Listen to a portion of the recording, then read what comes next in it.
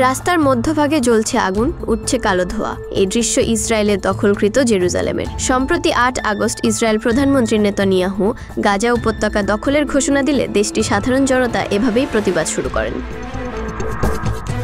Netanyahu Gaza দখলের অনুমোদন দেওয়ার পর ইসরায়েলে প্রতিবাদ চলছিল। রোববার বন্দীদের নিরাপদে ফিরিয়ে আনা এবং যুদ্ধবন্ধের দাবিতে কয়েক হাজার মানুষ জেরুজালেমের মূল রাস্তা অবরোধ করেন।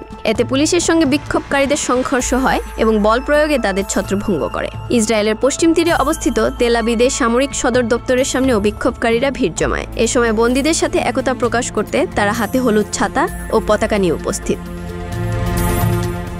সোমবার জিম্মিদের পরিবার তেল আবিবে এক সংবাদ সম্মেলনে যুদ্ধবন্ধের জন্য সরকারকে চাপ দেওয়ার পাশাপাশি সবাইকে বিক্ষোভে অংশ নেওয়ার আহ্বান জানান।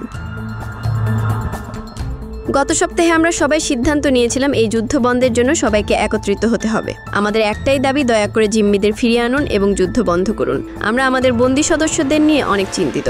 আমার স্বামী সেখানে 681 দিন ধরে বন্দী রয়েছে। আমরা তাকে অনেক মিস করছি। আমি তাকে এবং বাকি বন্দীদেরও নিরাপদে ফেরত চাই। বিক্ষোভকারীদের উদ্দেশ্যে নেতানিয়াহু বলেন, ইসরায়েল যুদ্ধবন্ধের যে শর্তগুলো দিয়েছিল হামাস সেগুলো অস্বীকৃতি জানিয়েছে। তেল আবিব শুধু সম্পূর্ণ গাজার নিয়ন্ত্রণই চাচ্ছে না, বরং হামাসকে নিরস্ত্র করতে চাইছে। আমাদের শর্তে হামাস অস্বীকৃতি জানিয়েছে এবং তারা চায় আমরা যেন গাজা ছেড়ে দেই এবং নিয়ন্ত্রণ তাদের হাতে দেই। এতে তারা আবার সশস্ত্র হয়ে উঠবে এবং আমাদের উপর হামলা করবে।